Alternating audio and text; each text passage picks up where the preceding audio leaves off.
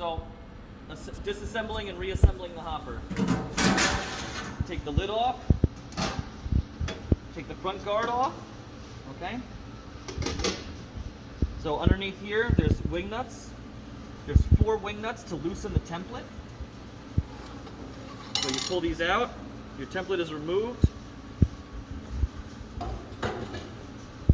2 wing nuts up top. The 2 wing nuts up top are smaller wing nuts. The 4 wing nuts down below are larger. So, go back here, loosen this. There's a wing nut back here.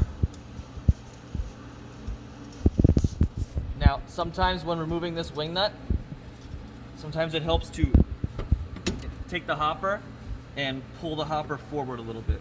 So the way that you know that the hopper is in the correct position is you have this little pipe here that meets with this shaft. And so that one should be sitting flush. That's how you know it's all the way on. So this comes off now. Try to keep all your wing nuts in one place when you're disassembling. The intermediate gears come out. Okay? The blocks come off. Intermediate gears come out. The blocks come off.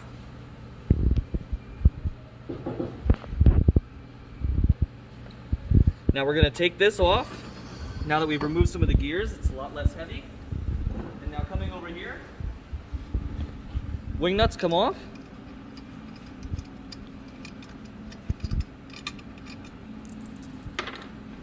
You can pull the end cap off.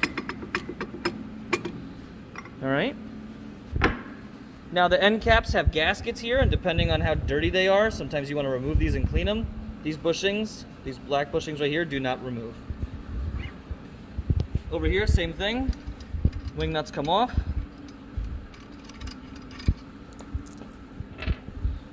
End cap comes off, and it might pull the gears out a little bit. Again, bushings don't remove. This seal can come out if you want to take it out. Also, this seal should come out for cleaning. Okay. So that one, hand clean, no machine clean. The gears come on out. And the second gear comes out. All right. So now we are going to reassemble it. All right. Say all of this has been taken to the dishwasher, clean. Actually, really quick, we're going to show you this, just so that you can see the visual. The wing nuts, 4 large, 2 small. So the 4 large go on the end caps, 2 small go on the top.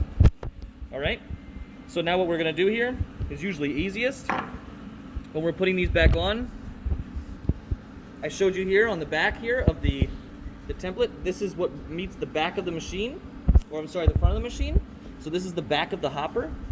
So the back of the hopper needs to have the cap with the hole, because that's what the gear comes out of the hopper into the machine, and that's what drives it.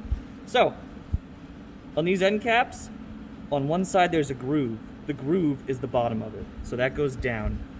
So this goes on like this. Okay. Wing nuts on.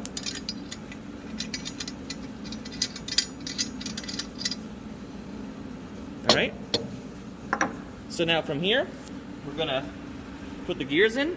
Now I always find it's easiest if what we'll do now that I always find it easiest to take this now when you're reassembling and put it back on the machine. So again, like I said, this post fits over that, so it should slide on there, and then this hole in the back meets up with that gear. Okay. So I find it's easiest now when this is on when the hopper is on the unit. Now you take these 2 gears. This gear with the drive shaft goes in the back hole on the left. All right. This gear goes on the right. It doesn't matter which direction you put it in. Both sides work the same. So I usually put them together so that the teeth are lined up like this. And then from here, you can slide it right in. Now one more note. You can see now that this isn't all the way in. So you're going to want to look in the back. And now if you watch my hands here, you can actually turn the gears a little bit. Watch your fingers don't get pinched in the middle, but you can turn the gears a little bit, and that's going to turn the gear on the back so that you can line it up easily. So now that's locked in place. Both gears are flush to the back. We're good to go. Second end cap. Okay? Same as before. This one actually has a little notch. This notch is actually meant to stop the template right here. Okay? So that's what that's for. So again, this goes in the bottom, groove goes in the bottom. Again, here we go. Wiggle that on, press it against it, groove in the bottom. 2 large wing nuts. All right, tighten them down. Now it's time for the intermediate gears. Now if you come over here, I'll show you. So the intermediate gears, these actually have only one way that they can go. All right, so these grooves here go in a certain spot. All right, so usually the way that I teach people is that you should make these grooves so that you have a little house right here, and then basically you take them and put them on either side of the intermediate gears. So when we come back over here, you see that the grooved edge sits in this small groove as well. Same thing over here. Okay? So that's how those work. And you see that if you tried to put them in the opposite way, they would not fit correctly. They're supposed to fit in that bevel nicely. Also, the slots always go up. Okay? And that's how you also know slots go up. So same thing, make a little house, fit them on the outside, and then the grooves fit in here nicely, same thing. All right? So over here, same thing over here. Again, we put this white gasket back in.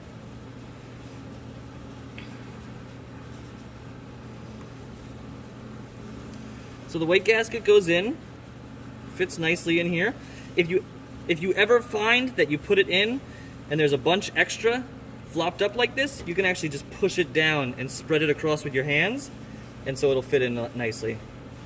Then once you get that in, if there's ridges or bumps or something like that, when you put the hopper top on and press it down with the wing nuts, it'll compress correctly. Now, hopper top. This hopper fabrication on the top actually can go either direction as well. Doesn't matter. What I like to do is take this part right here, put it in the front one, okay? And then it makes it nice and easy for you to swing it. Oh. Straighten that back out. It makes it nice and easy for you to put this here and swing it around so that it meets up perfectly. Again, here we are with the small wing nuts. Tighten this down. And then, again, I pull this out a little bit just so I can reach it. And tighten the back wing nut.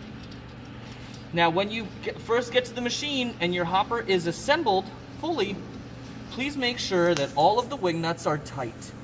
If all the wing nuts aren't nice and tight, air is going to get into the product, or air is going to get into the hopper. And if air is getting into the hopper, your deposits will be off by their weights. Last but not least, well, almost last, hopper. So the template slides right in here on the bottom. So that template slides in here. Like I said before, there are 4 wing nuts underneath here. You can see from the front of the unit, there's 4 wing nuts that you tighten to clamp down the hopper. Again, these all clamp in the template. These all need to be tightened very nicely, because if these are not tight, air will get in. If air gets in, your deposits will be off. Okay, so tight there, tight, great. Once this is on, then you can put your light guard on.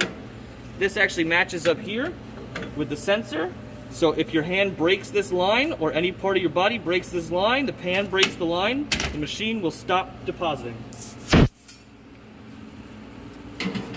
Lid goes on, red magnet, leaves magnet. So once that's complete, now we have all green on the screen as well. So if you see if any stop, anything moves, they're going to turn red.